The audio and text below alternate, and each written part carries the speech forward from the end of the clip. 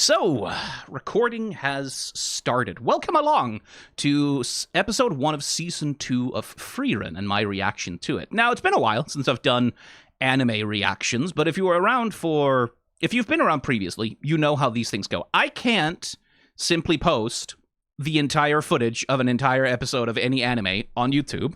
That's not a viable option.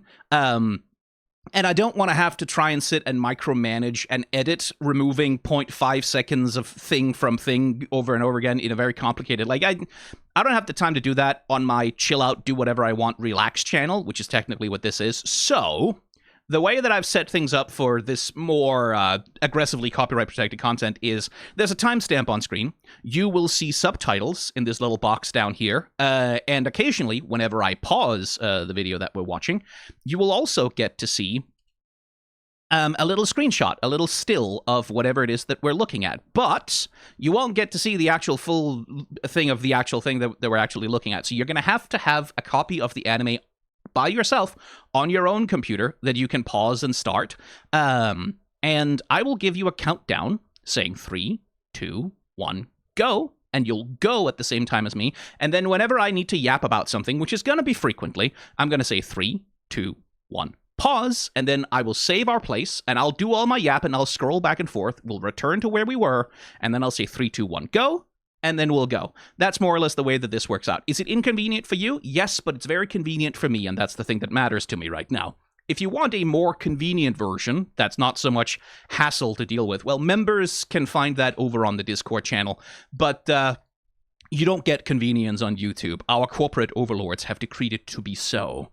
Still, that's not going to impede any of my enjoyment, so let's start watching episode 1 of season 2 of Frieren, which is probably about to spend a lot of its budget to blow my brain straight out of my skull. So 3, 2, 1, go.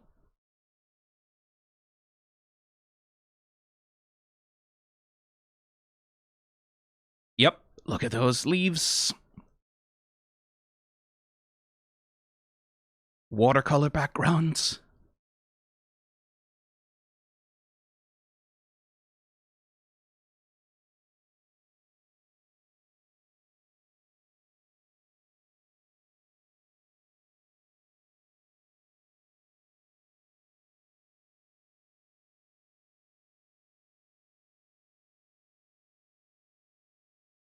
Oh, they love their watercolor backgrounds.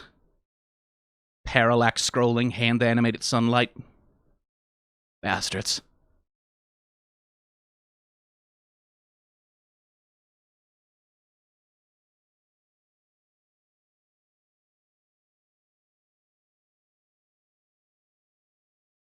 Oh, for fuck's sake. Okay.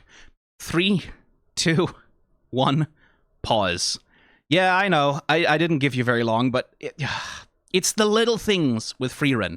It's the little tiny things, right? The only thing that has to happen for this goddamn shot, the only thing that has to happen is Frieren opens the purse and looks inside, right? The only visual information we need as the audience is, okay, purse, not a lot of coins in the purse, that's all. That's all that needs to happen, right? So she just has to pull it open. It's the only necessary action. But not only do they animate a somewhat more complex little playful sequence of Fern pulling on the sides of the pouch, right? You can see the coins inside reacting. Not only do they do that, the motherfuckers, the fucking lighting engineers, the temerity to even open up and you can see the little dapple play of the light across the coins inside as like the aperture of the pouch shifts around.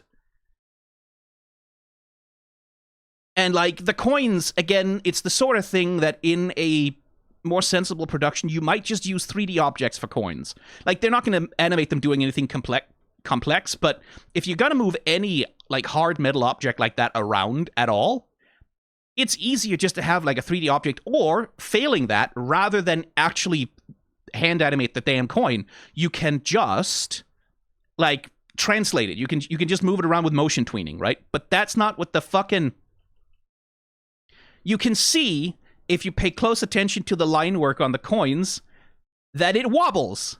The line work is imperfect from frame to frame, which means some motherfucker, when they were moving the coins around, went and redrew a bunch of that stuff.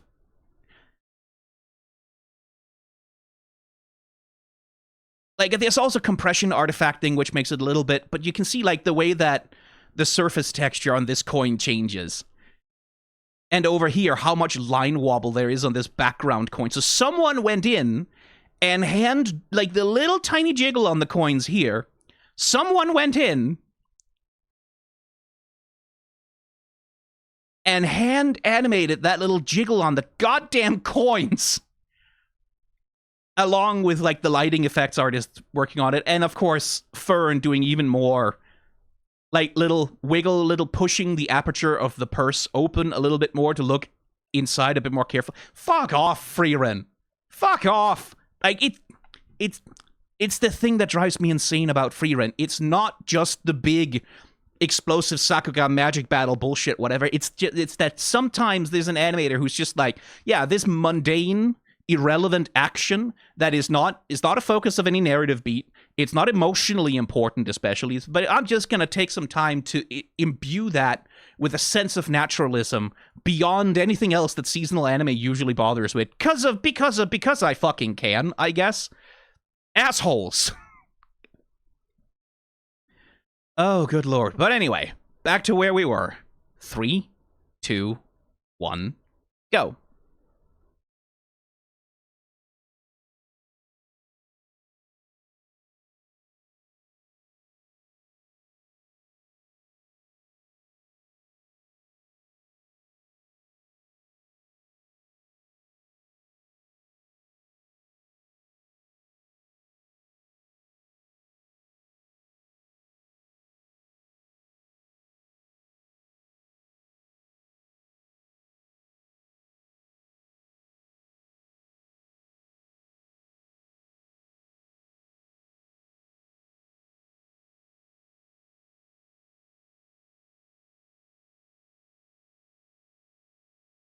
Again with the German, like, oh yeah, they're going to Ende, which means the end. They're going to the end. They are journeying to the end of the story. Ooh, OP time.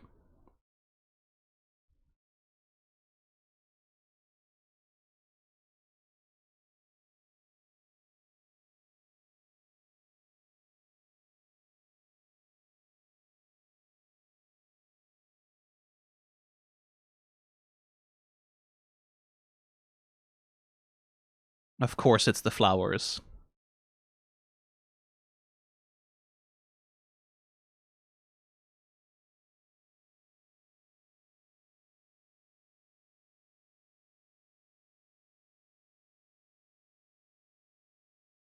Decidedly more chill OP than last season, I will say.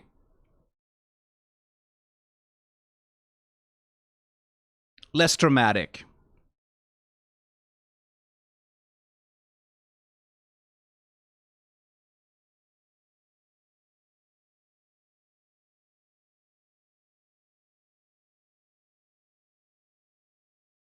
Ooh, that bit of flower animation.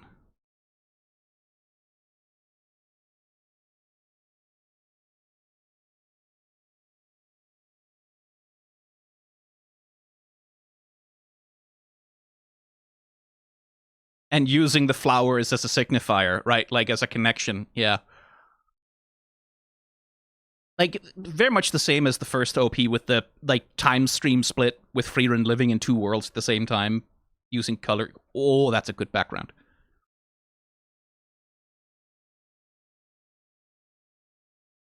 Stark, how could that fish possibly be difficult for you?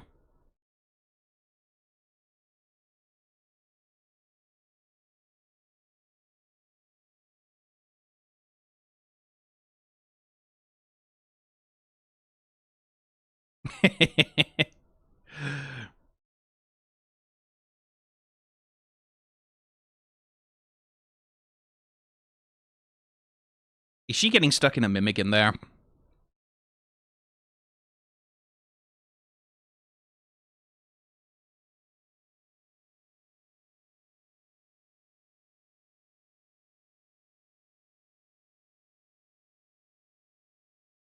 The relationship between frieren and Fern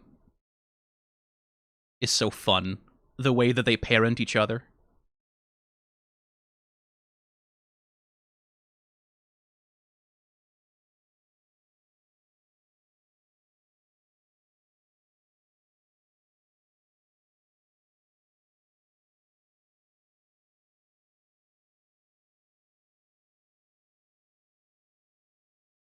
Are we planting a Chekhov's gun?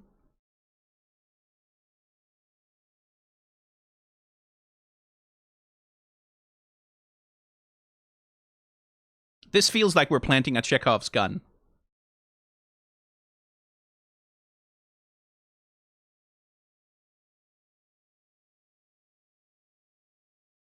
Useful thing for a warrior to have, I will say, in this universe.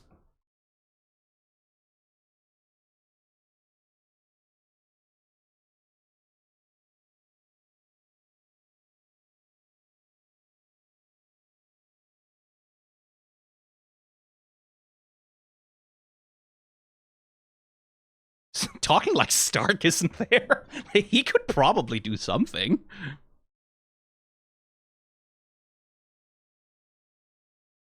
Oh, geez. Okay.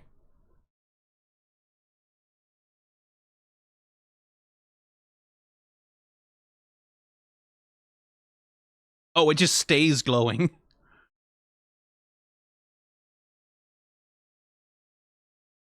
All the moths in that forest are about to get really confused.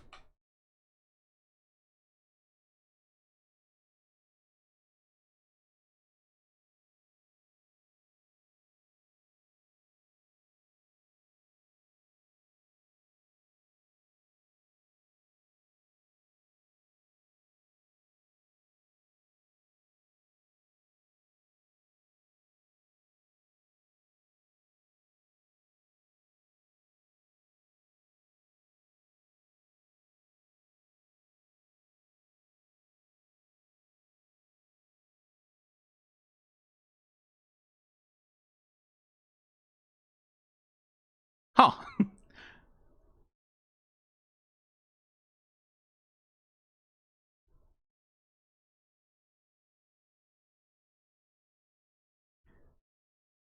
Okay, 3, 2, 1, pause.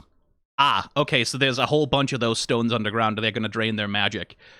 Well, opportunity for Stark to be useful. But the thing I wanted to look at...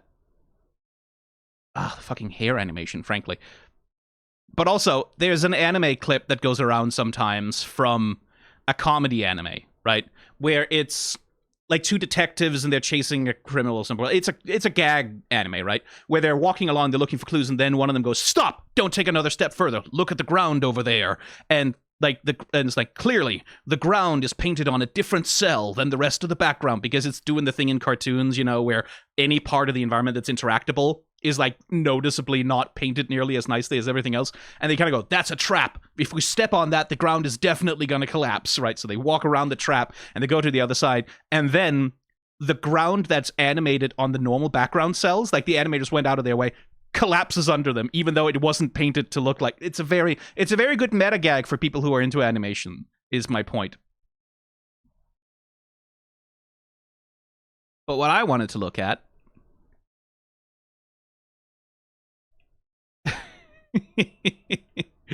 is little Captain Dangle. Because again, it's this thing of what does the shot need, right? Like the shot needs these two to just kind of, at most anime, what you would do is you would have the characters be entirely static, right? Like the characters are frozen and don't move, but you animate a bunch of wind effects into their hair and their clothes, right? To indicate, oh, the character's floating. But no like physical movement in the characters themselves. And you can see that they're doing that basically with frieren over here, right? Like she's just, her body is still, all of the animation is happening in the staff, the hair, the robes, right? Same thing with Fern. But then with Stark, because he's not casting a magic spell, they make him dangle.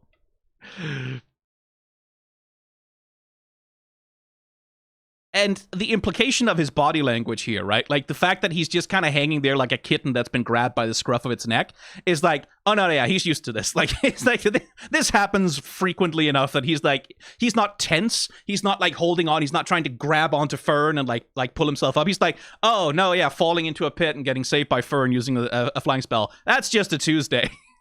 He's so chill. He's like, yeah, this might as well happen. Why not? But a lovely bit of character animation on him, like animating that sort of resigned dangle on him.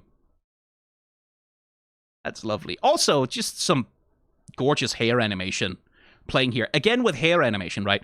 When you have a character, you want to animate their hair flapping in the wind or whatever. Most anime, again, when it's a static shot like this and they don't need that much, usually the hair flaps will be on like a 3 to 5 frame cycle or something like that. Like it won't be that many frames of animation and they'll just kind of repeat them.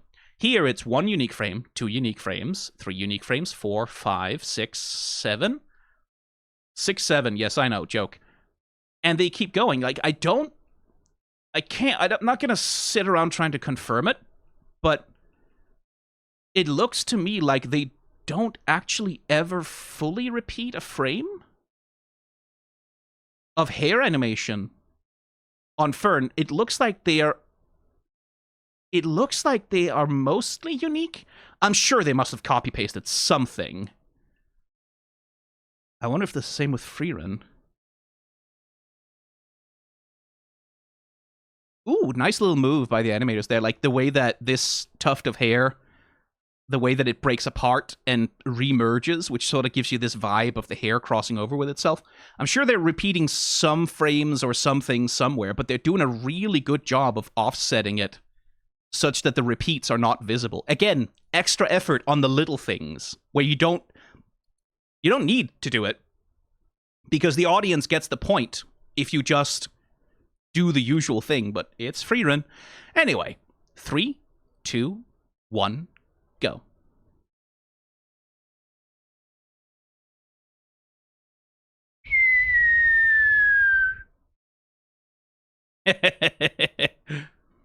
Yep.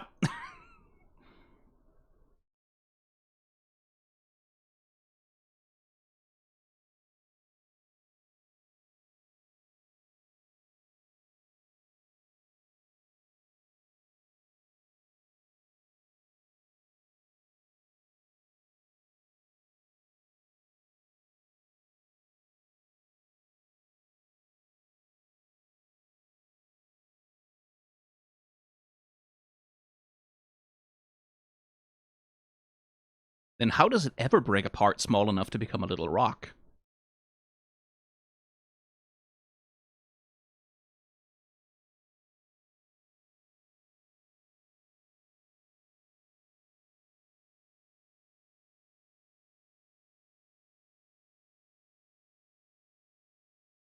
Nice reminder that Stark is actually freakishly strong.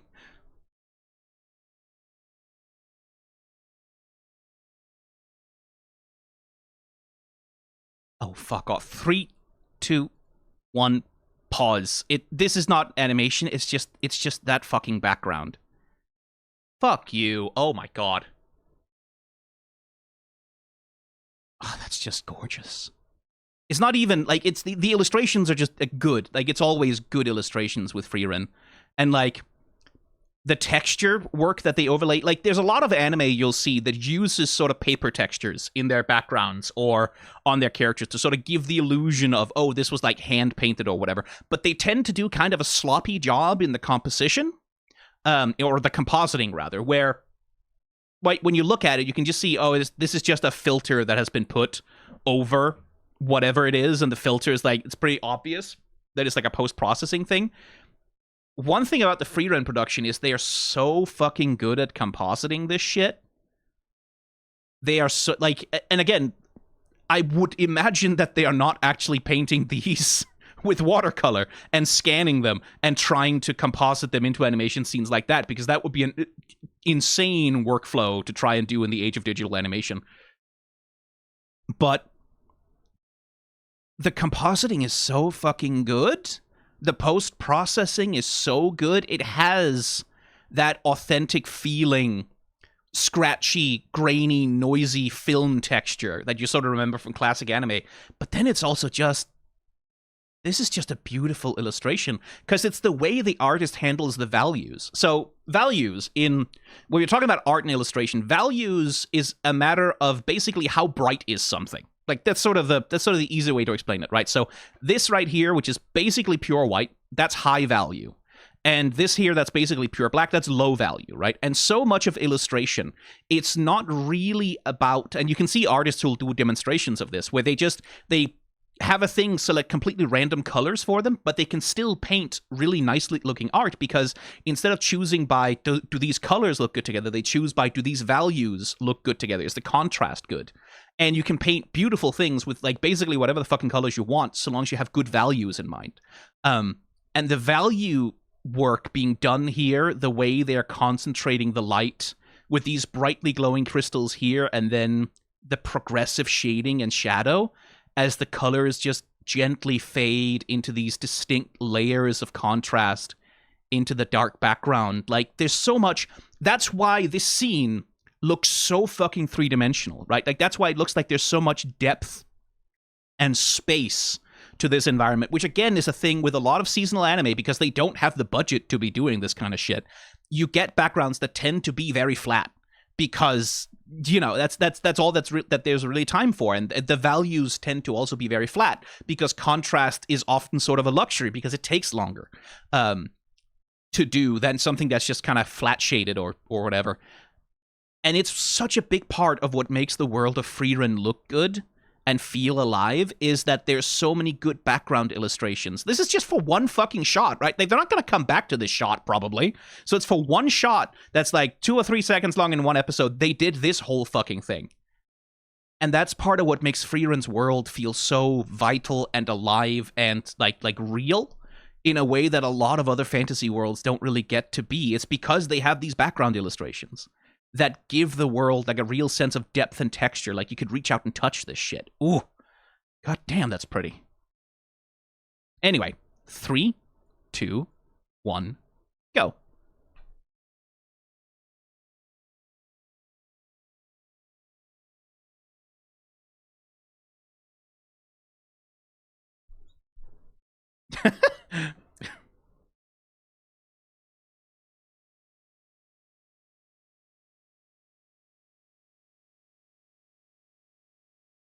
Frieren, you were the one trying to seduce the priest guy by calling yourself a MILF. Like, come on. Again, values. Pay attention to the value layers. Like, even in that bone pile, there was a lot of good value contrast.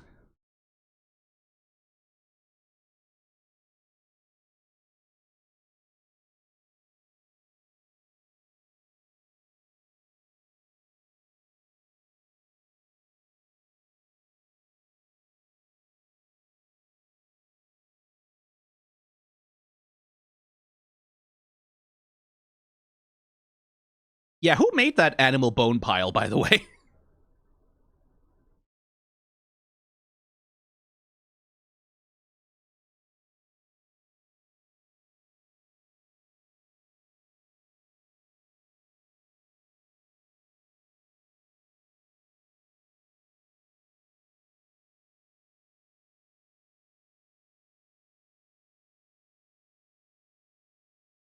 Yeah, for Fern, this must be like being blind almost.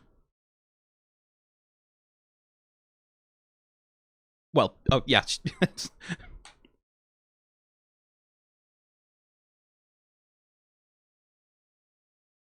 Ooh, nice water splash.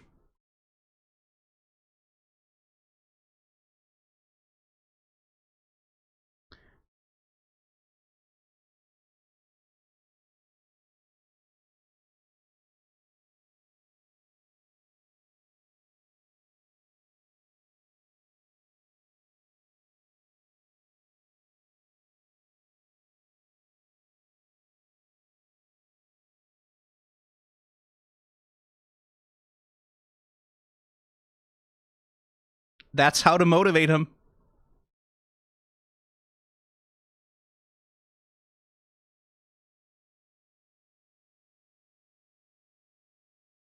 I'm glad. Maybe don't talk about that right now, Stark.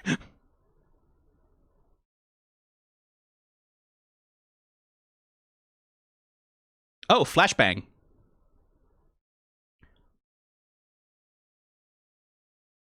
Maybe don't drop the axe. Okay.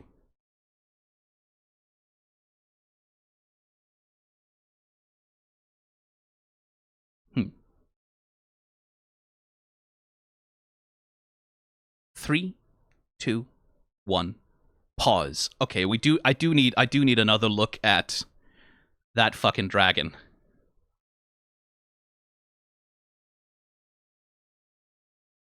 Because the way it moves,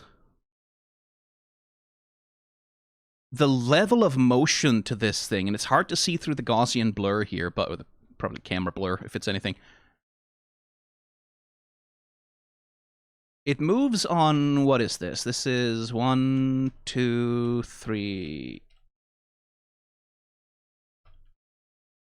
Yeah, it's moving pretty much on 3s, I think. But the smoothness and the completeness of motion, the fact that the eyes move, that the mouth moves, there's a lot of subtlety to its motion. Those are the things that you would normally sort of see and you go, okay, that's 3D or it's 3D rotoscoped or whatever. But I know the fucking frieren well enough by now that they would do this shit by hand. Ooh, props to the lighting colorist. Yeah, motion smear. Motion smear! Oh, I love motion smears. Look at that. I know the frieren production well enough to know that they'll fucking do this shit by hand. So let me just have a look at that line work. Yep. Yep, you can see the lines changing. Like, if you pay attention to the detail around its nose, that it's, like, a little bit inconsistent. Same thing with the eyes. They hand-animated that thing because of course they did.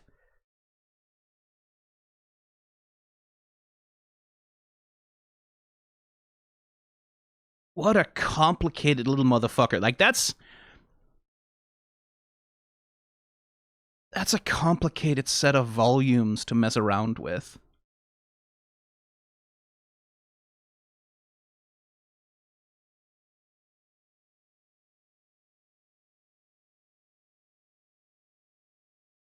Again, that issue of compositing, right? We talked about this joke earlier, right? Like the thing where you can tell when something's on the background layer and something is an actual thing that's going to be animated. You can see that difference here, but not that much. You can tell the difference between the watercolor background and the line work foreground object, but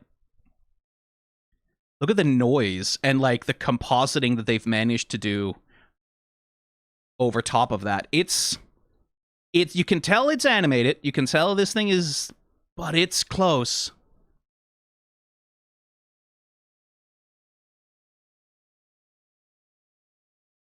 Here's another little lovely motion smear. Which, like, I feel like I see more and more of these in anime nowadays. Like, these little jagged line smears. Like these. When you're operating with a fast motion, you sort of, instead of drawing the line, you hatch the line in the direction of motion. Which is something, again, that has to be coordinated with the person handling the shading on the damn thing to make it look good.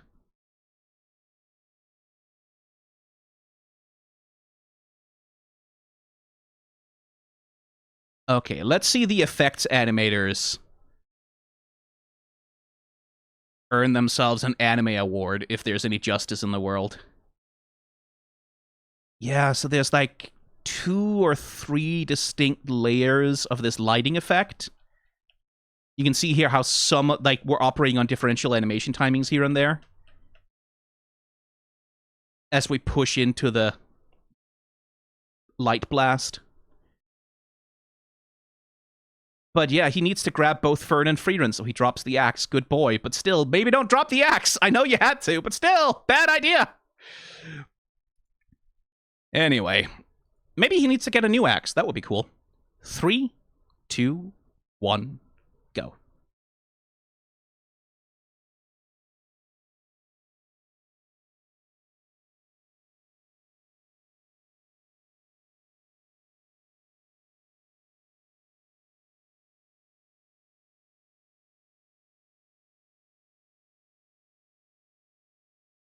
Oh.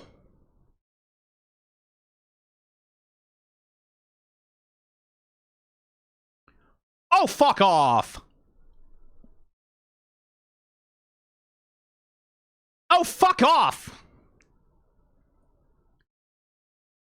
No. Oh, you assholes. Okay, 3, 2, 1, pause. Jesus fucking Christ. First of all, again, like I said, anime award to the effects animators here. Look at the light work on this fucking fireball.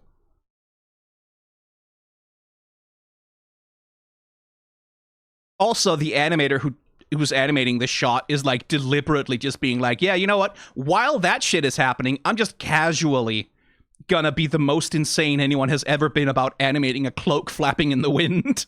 Like, again, for a shot like this, when a character's like running and their cloak is supposed to billow, you can kind of get away with just doing like repeated arches,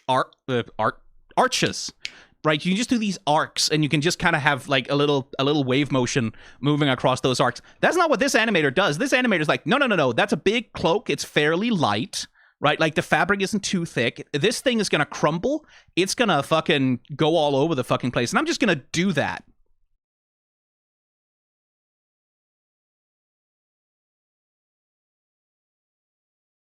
And make it work with the volume of the character. Love the little smear on the sword there as well. God, that's some pretty looking fire. They're doing some clever things here, right? Because there's lots of glow effects, lots of orange glow, lots of like, but they're keeping like this hard boundary around like the plasma of the fireball, and then they can contort that plasma into like the shapes of the actual fire and like break holes in it. But like it is ultimately a fairly simple liquid volume, right? Like that they can sort of manipulate, and then a lot of the glow effects does the rest of the work, and then over top of that, you can just kind of splatter a whole bunch. And it looked gorgeous, goddamn. And again, there's this... They pay so much attention to depth of field. They pay so much attention to the depth of the space, right? Because we have these multiple levels that this is operating on. We have our mid-ground, right? Like, which is where Himmel is dodging around this shit. We have the background, which is kept dark. The mid-ground, we have like a little bit of light on it. And then eventually, Eisen steps in the front here. And he's like, at first, this dark value that's passing over all this brightness we have in the mid-ground, and then in like the very, very foreground, that's when the sparks and shit come in and really emphasize and like make him the focal point. Beautiful. Ooh, Frieren taking a bad hit there.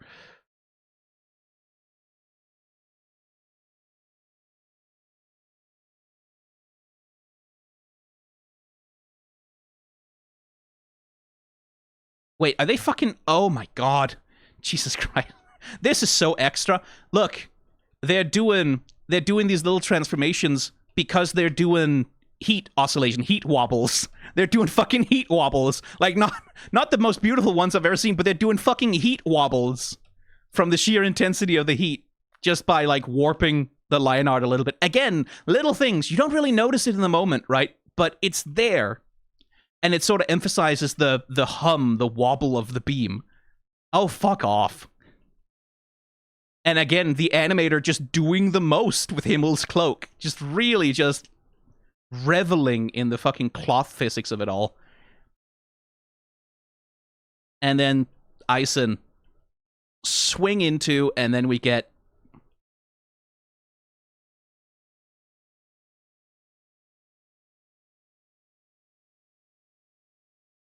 just some beautiful beam struggle. The way that the beam breaks into, like, multiple distinct pyroclastic flows around him.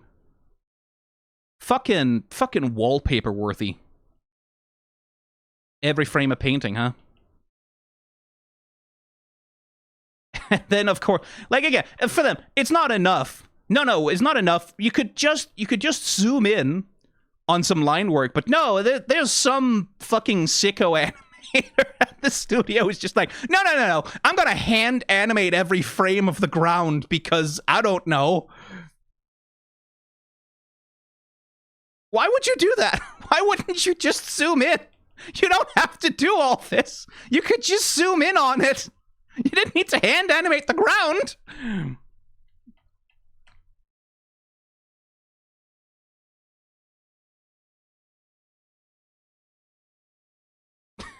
And you can see they're doing like an anticipatory motion smear on Heiter, right? Like as Eisen is coming in, you can see it anticipates the moment of smearing when he's actually going to get moved, and we're doing these differential,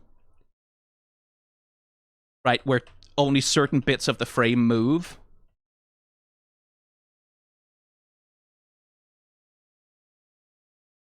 Fuck me. What a lot of effort to spend.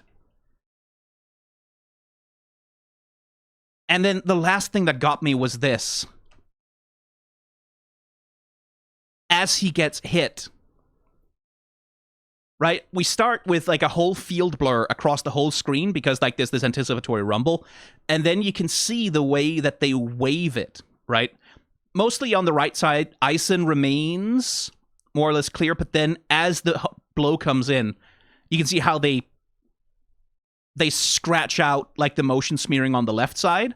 And then next frame, as the whole thing, you can see his whole body gets more and more affected. So you get this sense of like a wave of force pushing into him, settling, and then we get this moment of like wind up tension and then snap as he gets careened off the screen.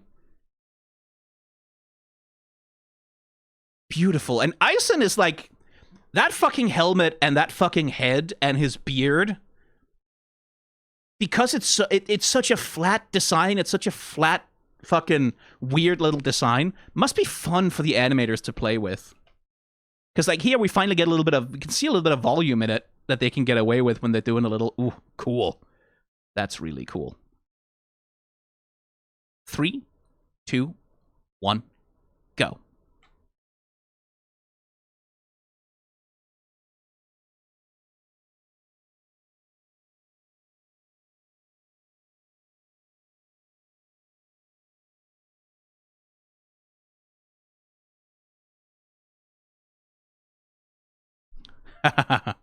Oh, that's another beautiful shot, this. Oh, he's got his axe. He got it. It's just Fern and Stark in like a life and death struggle. And Frieren is just there. This is nostalgic.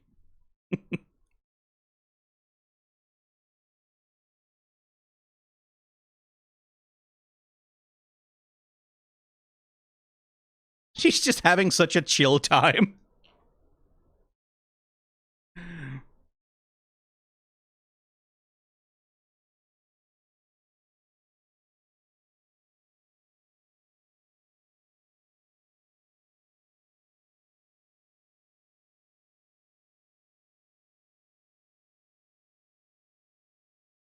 Three, two, one, pause. I had a thought, and I need to know. I don't think so. I think they were being sensible this time, but...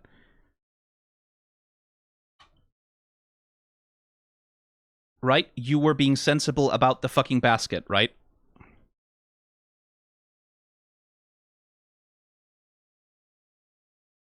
Okay, they're being sensible about the basket. I had the thought in my head they didn't hand animate the fucking basket moving, right? They didn't go in and frame by frame that shit. No, they didn't. This is a motion tween. This is like a flat illustration, and they're just kind of moving it across the screen to emulate the motion of walking, but they didn't hand animate it because that would be insane. Okay, I just needed to know. 3, 2, 1, go.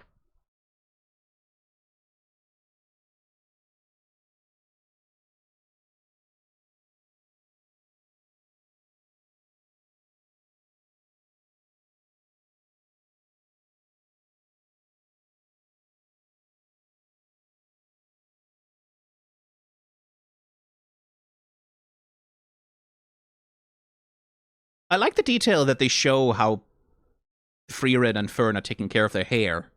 Because hair that long is like, that's a maintenance project if you want it to...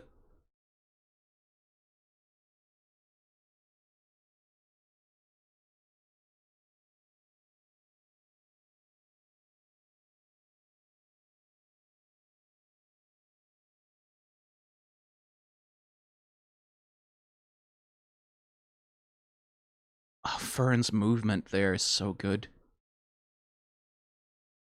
That little slide of the legs into the water.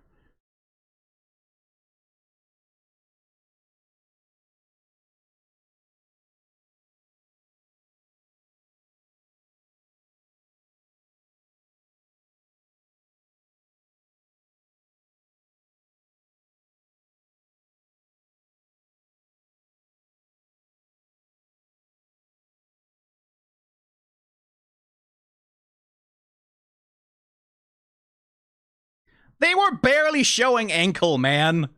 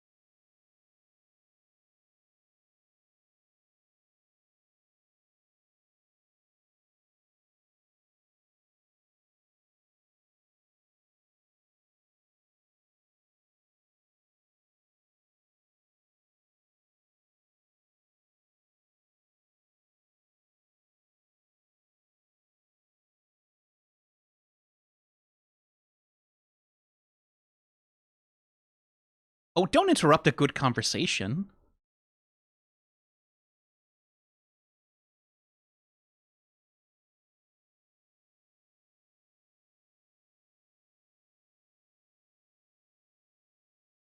Ooh. Oh, the fucking buildings. 3, 2, 1. Pause. Oh, hey! Characters we recognize. Get to you later. I need to look at a house. I've spoken about this before, but another beautiful thing about the way that Frieren handles its buildings is the architecture. Because, like, this is a building that has some character, right? Like, this is it's not just, oh, here's an anime fantasy house from every isekai, right? It's a building with a bit of character. It's a building with a little bit of unevenness to it, even, right? The way that it looks here, it looks like it's a little bit crooked. Maybe because it's on a little bit of an incline, right? So maybe they've tilted it a little bit to the left in order to get flat floors or something. But like it doesn't look like it was drawn with rulers, right? Like, it doesn't look like someone sat down with a ruler and went straight line, straight line, straight line, straight line, straight line, straight line. It looks like fucking, like, it looks like a building that sat there for a while. I've lived in a house like this, like Binningsverkshuse. I don't know what the hell that's called in English. But houses like that are constructed with beams like this, like this specific style of like Northern European construction. And it was like, how old was it?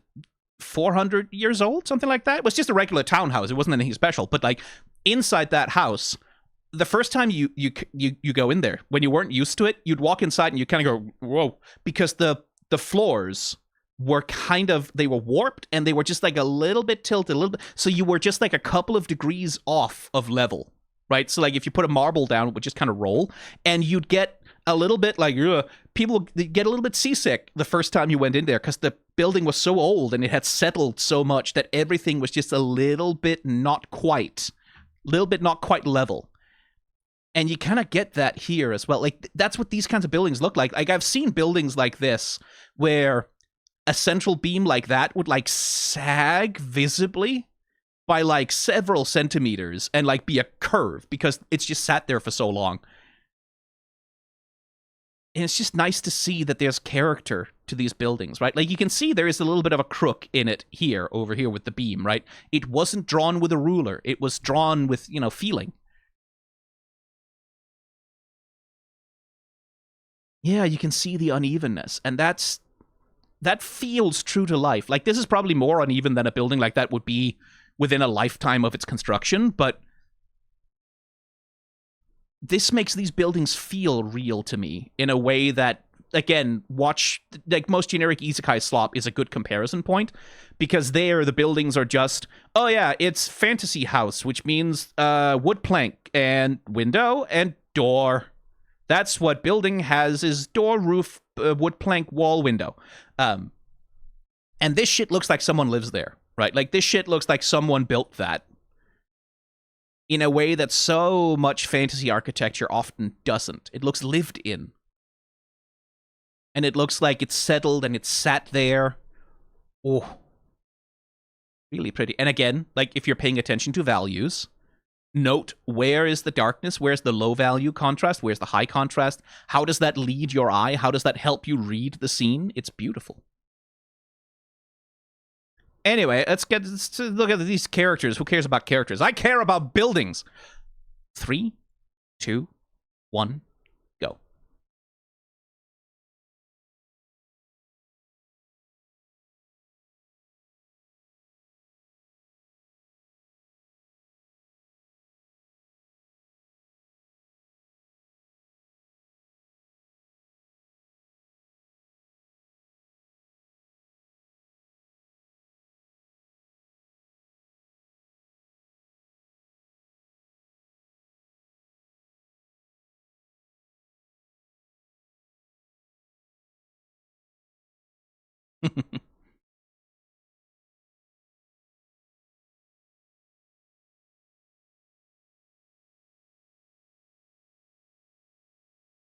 The little detail that they're drying herbs and flowers on the wall.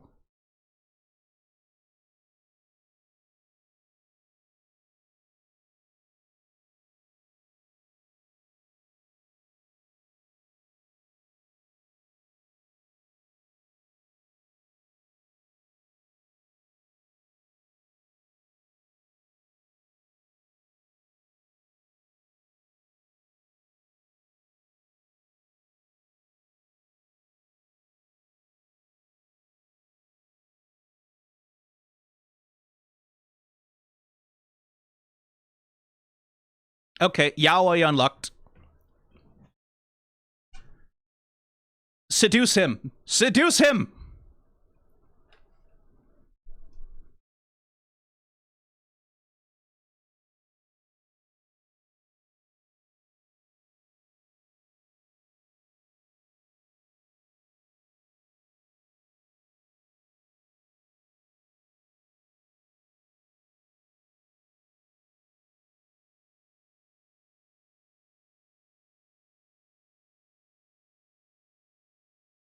Listen, there's a good fanfic in just having Viebel trying to seduce Stark to join him in the North.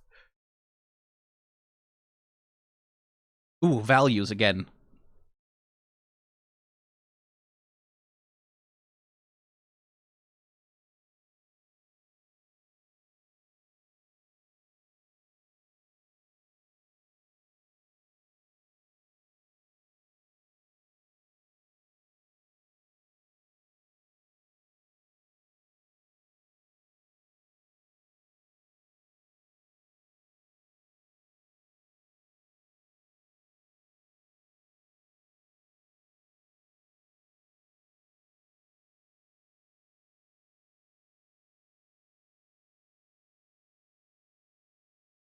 Ooh, good cut.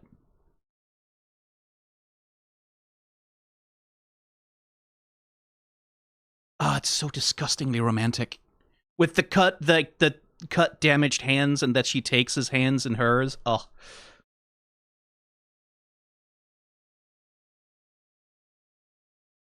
Three, two, one, pause. Because it's again, we talked about this with the dance scene between the two of them in the previous season. That fucking dance scene, that fucking dress, Jesus Christ. But if you want to do romance, intimacy, just, like, there's a reason why hand holding is a meme, right? Because there is a deep intimacy to it, especially when an anime like this is smart enough about making the signifier of hands mean something, right? So for these shots, and again, looking at color and value, right? Like, we go from Stark here is illuminated in this bright yellow, warm light because he's actually where he's happiest, right? Like, he is settled, he is calm, and it's it's Fern who's out in the cold, in the dark, right? Like, she's the one who's confused, uncertain. He's in the light because he's enlightened, he's calm, he's steady, he's where he wants to be. So we cut to this scene where all that warm light comes back, everything's cold. And we look at his trembling hand, and we have signifiers of damage, right? Stark is damaged. He is hurt, right? He is wounded. He feels weak. He feels useless. He feels like nobody can depend on him. He feels like his damage, his weakness, his trauma, his whatever, makes him unreliable and not worth anyone's time. And then we get this beautiful little fade where what frieren does, or Fern does... God, why do they both have names with F? Thank God Stark isn't called Frank or something. That would be a nightmare. She takes his hand. She takes this damaged, trembling, dirty, cowardly, useless thing in her hand and says, I have faith in you. And the trembling stops.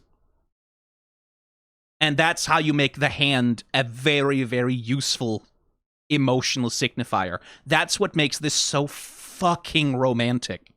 It's not just because, she hold hand, it's because what it means for Stark in this moment to have someone take his hand and say, I want you here, and I believe you, and I trust in you, right? That means something to him. It's disgustingly romantic. 3, 2, 1, go.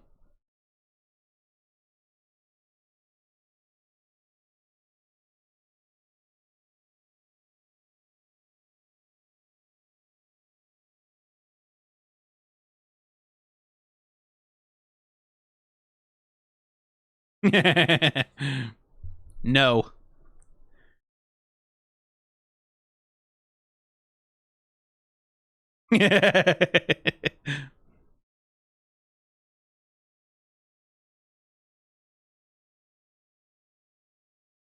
Again, paying attention to Fern and how she handles her hair.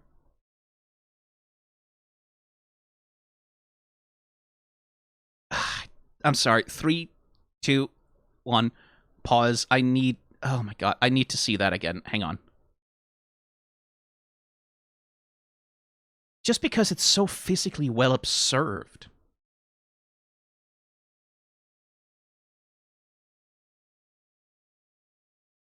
Like the way the curtain of hair sweeps. And it's the kind of thing, like, it looks rotoscoped. Like, it looks like they must have had some reference material to work from, but it looks practically rotoscoped. Like, the way that fucking... Because it's not just, like, she... hand up behind her head, and she sweeps her hair over the shoulder forward. But it's not just that. It's the way that you can see as she pulls the hair forward, and her arm, like, has to extend and the elbow goes out. You can see the way that... Right, like, her right shoulder has to come in and compensate, like, the twist in the spine propagates down the shirt with the little lines.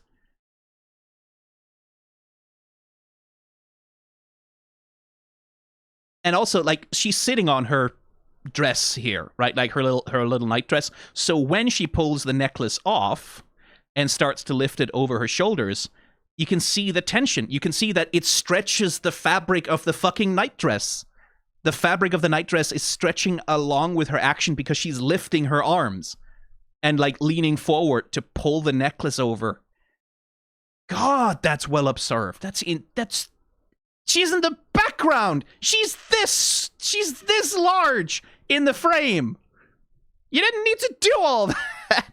And again, it's the thing where usually if you have a shot where you're paying that much attention to, like, the careful physical action of something, my instinct as a director, if I was directing this episode, is like, holy shit, my animator is cooking with gas. Let's zoom the fuck in on that. Let's show the people this beautiful line work, but we're not doing that here. The animator's just having fun in the background. Again, values. Light leads the eye, always. So that's why Fern, despite not being in the foreground, and despite frieren being a lot funnier here, We've got a little bit of blurring on her, and the light is on Fern, and that's why our eye is drawn there. Values. Pay attention to values in everything you watch. And every time you see good values being used to lead your eye and make the frame readable, just give thanks to the cinematographer and the lighting director in a movie, because they're the ones doing the work of making sure that that shit works. You didn't need to do all that. 3, 2, 1, go.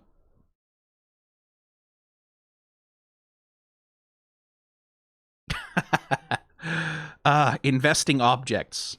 When she's depending on Stark, she holds on to his gift. Ooh. She clings onto it for comfort, because that's what it means to her, is comfort and safety. These two dipshits need to kiss.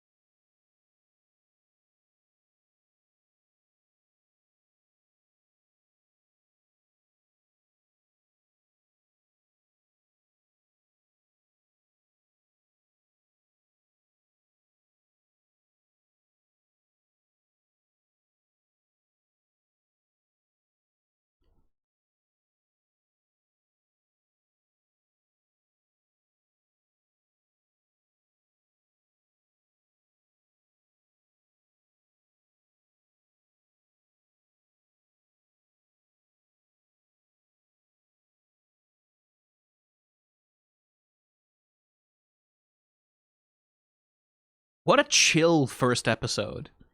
Like a lot of anime would open with a banger, right? Like they'd open with something like explosive and dramatic, but no, not Frieren.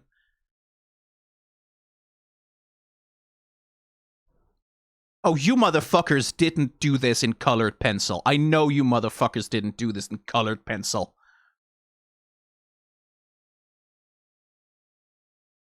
Oh, go to hell. Oh, they did, didn't they? There's definitely a lot of compositing tricks being used here. Oh my god.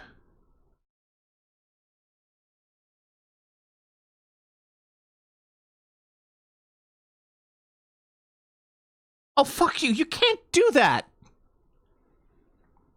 I swear to Christ, if this was done with actual colored pencil... Because the compositing makes it look that way.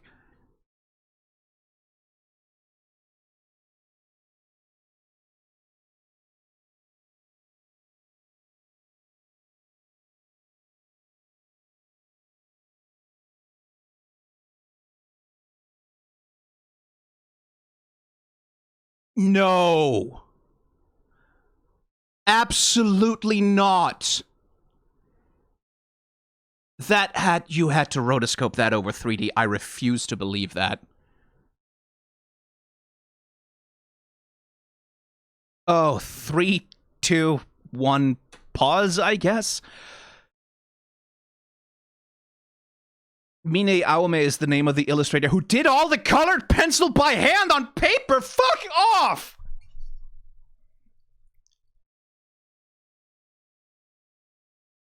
Oh, eat my entire... Because you can see the compositing. That's the thing that gets me, is you can see the compositing, right? Like, because the background illustration here is not being animated frame to frame, right? So that would be insane. So it's only frieren here, and like the leaves that are moving frame to frame. So those are separate drawings.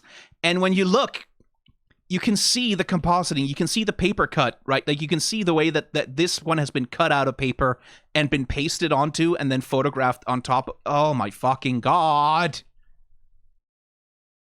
Or presumably scanned in, I would imagine, scanned into the computer and just...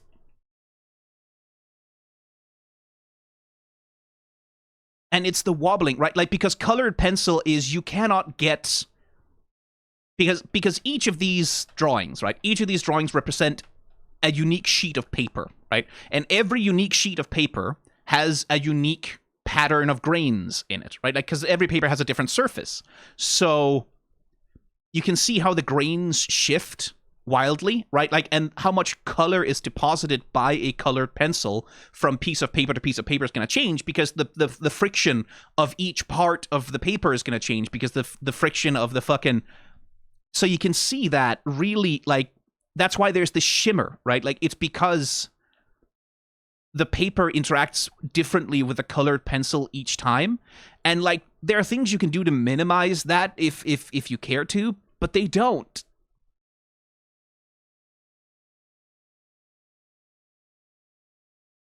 Are we implying that frieren is going to go to, like, Africa?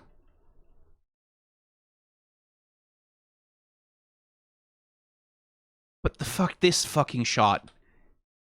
Go to hell and back. So the compositing here would have to be, except I don't... Did she... Because there's no way. Because the thing I'm looking for here is, like, I'm looking for the compositing artifacts around, like, the butterflies versus the plants. Yeah, the butterflies seem to have been composited in. So I think the butterflies are animated independently. I would imagine that frieren and these foreground flowers and shit would be animated independently, but I can't see any compositing artifacts between, like, bits of the plants and bits of frieren, which leads me to believe that she might have fucking done this. Like, not the butterflies, they seem to be independent objects, but she might have done frieren and the field of flowers. Just like, these are just sequential pieces of fucking paper? There's no way in hell. There's no way in hell.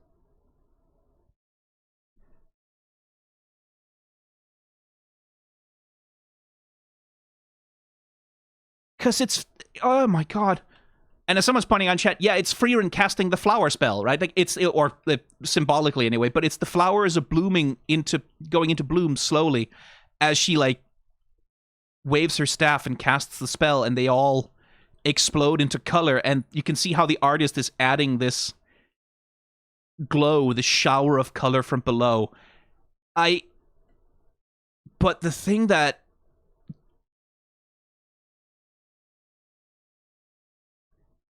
This is...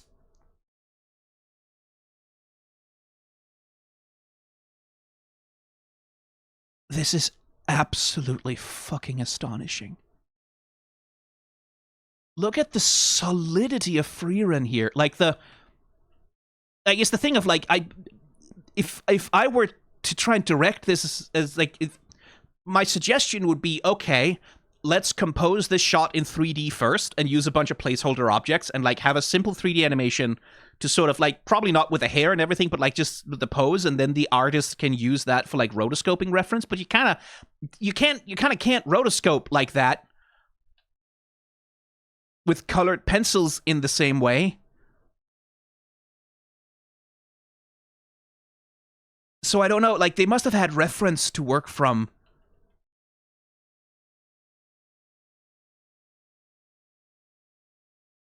But the fucking... They're drawing all the way through. You can see the volume shifting. Go to hell. There's no way.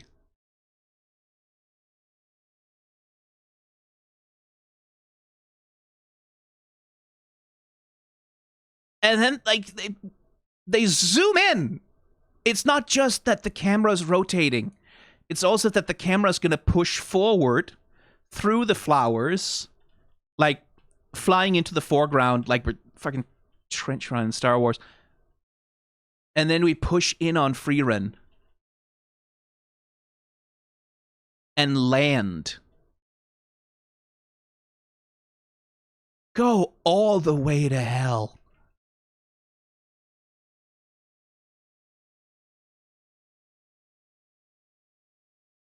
Because it's like, look at the parallax effect also, right? With the flowers. The way that you can... The rotation works because you can see this flower here. You can follow that. And you can see how it sort of fades into the background, and as they come into the background here, they begin to move from, like, where they're moving from left to right. Now they're moving right to left because we're doing the whole rotation. That's what gives this such a beautiful sense of rotation, is that it's not just that everything is spinning across the screen, it's that there's parallax. It's that you can see the ways that things that are further from the camera move at a different speed than the ones that are closer. And they move, like, with a physical consistency to them. Oh, kill me with a gun. Fuck off. With colored pencil! You cannot be serious!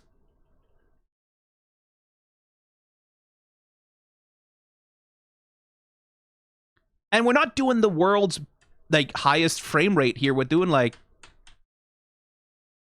Yeah, we're doing, like... Yeah, it's not like they're animating on ones, but still...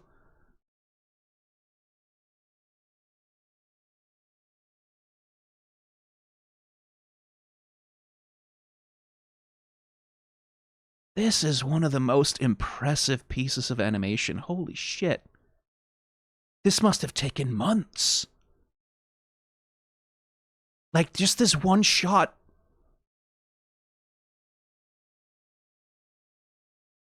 Must be, like, days and days and days and days. Not even counting... Because, like, when you do it like this, when you do it with colored pencil, like, there's not a lot of good erasers for colored pencil. It's not the same as with graphite. It's, like, erasing a colored pencil is often more difficult. So if you fuck some shit up, and you need to, oh, I need to fix that. So the planning stages of this, there must have been a lot of storyboarding where they plan out, like, the layers and, like, and there must have been some frames that fucked up. Like, there must have been a bunch of drawings that she produced for this rotation that just didn't work. Right? Like, that didn't carry the vibe, that didn't carry the feeling. She didn't do this all in one go with no mistakes, like no one does.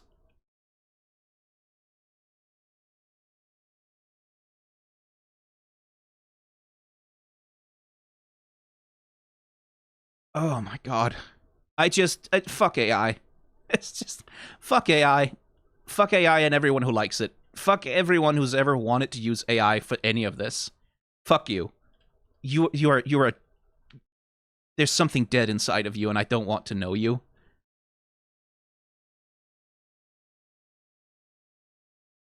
I want to see the artist's hand. And I can. I can see every fucking stroke of the pencil.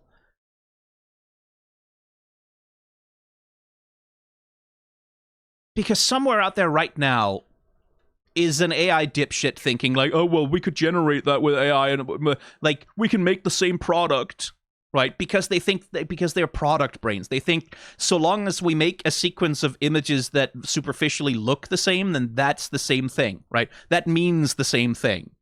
Because the only thing that matters is, oh, it looks like colored pencil and there's a impressive rotation. Okay, so AI generate impressive colored pencil rotation shot bullshit, whatever, right? And they think if they just get the same product, if they make a product that looks the same, then that's the same thing. But it's not. It's not the same thing. Even if they had an AI that could perfectly, 100% indistinguishably, so that I couldn't tell, generate exactly the same sequence of frames, right? Like looking exactly the same way with all the same perceived flaws in it, it doesn't mean the same thing. It doesn't. It can't mean the same thing because this is process. This isn't product. This is process. It cannot mean the same thing because this means a person sat down and did it. A person sat down and went through and thought about it and like felt these things and took like their interiority and put it on paper. That's what it means, is that there was a person who poured some part of themselves, some part of their finite life, their like tiny brief life on Earth, they poured it into this. And spent like their effort to make it beautiful. And that's what the shot means. That's what this means. That's why it's beautiful. It's not about the product only, it's the process. It's because someone went through the process to make it. That's why the thing like, if you can't be bothered to make it, why should I be bothered to look at it, right? If you can't be bothered to make it, why should I give a shit about it? Why should I want to consume it? Why should I want to pay anyone for it, for that matter? This is bothering to make it. This is what bothering to make it looks like.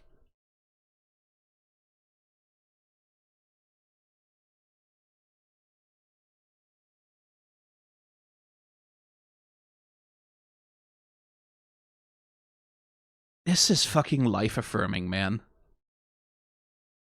This is why it's worth it.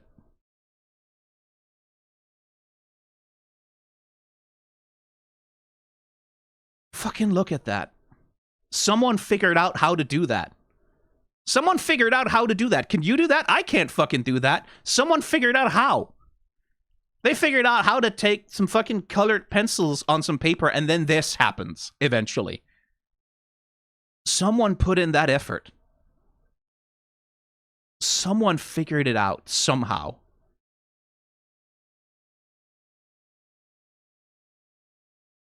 And now I get to see it. Just goddamn.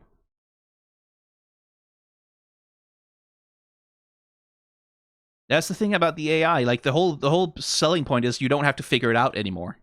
You don't have to figure it out. You don't, like, oh, you want something, you don't have to figure out how to make it. If Ghibli style, make a Ghibli style version of Star Wars, click button, there, you don't have to figure it out. You don't have to figure out what that would look like. You don't have to engage in the process. You don't have to think about it. You don't have to, you know. And yeah, figuring it out takes a long time, but that's the point. That's why it's interesting. Because if I sat down, and I'm not gonna, but if I sat down and I tried to figure out how to do something like that, I would end up with something different. I would end up with something fundamentally different, because my figuring out is not the same. This is this person figuring it out. This is this production figuring it out. It comes from them in that way. Whereas, again, if I'm using an AI, first of all, I'm not figuring shit out. And also, the AI is going to figure it out the same way, like, every time, because it's a statistical model that regresses to the mean. Fuck off with AI. Go to hell. I get angry because I don't understand how another human being can look at this and be like, oh, okay, what if I could copy that without making any effort? And then that's a good thing? And that's like, yeah, that would be good. Somehow, that would be a positive thing. How do you think like that? How do you think like that? How do you think that that would be good? That wouldn't be a good thing. That's the worst thing I've ever heard in my life. It's so product-brained. It's so empty.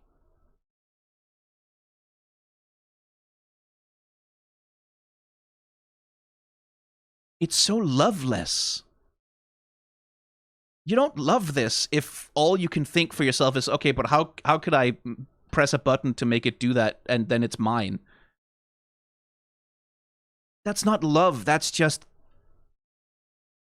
capitalism brain. Like, that's just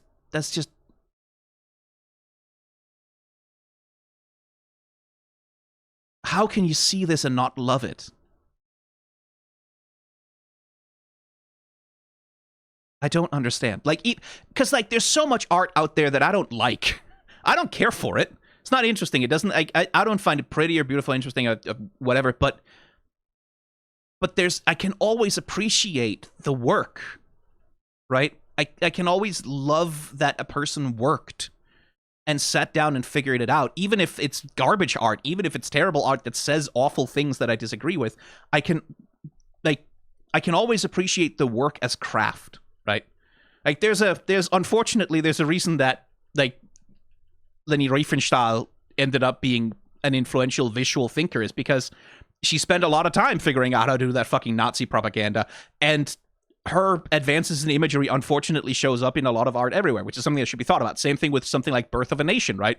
Repugnant movie by a horrible man, and it's not nearly the masterpiece that everyone says it is, and yet there are influences that sort of can't go away because someone sat down and figured it out.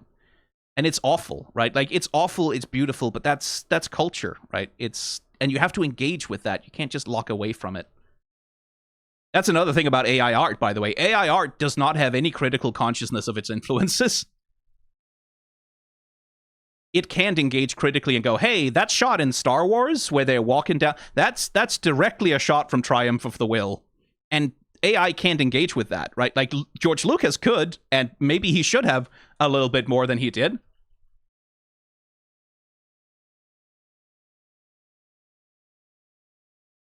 Like, maybe a few more massive Hollywood movies should engage a little bit more critically with just how much visual language that sort of is lifted from D.W. Griffith's white supremacist, white power, like, KKK glorifying movie, right?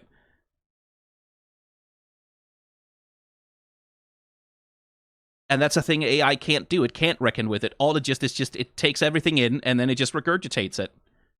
As though every influence is equal.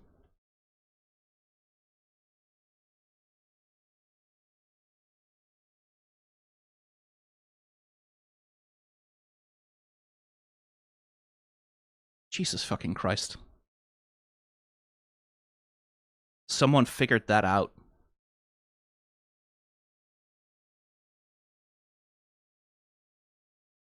Anyway,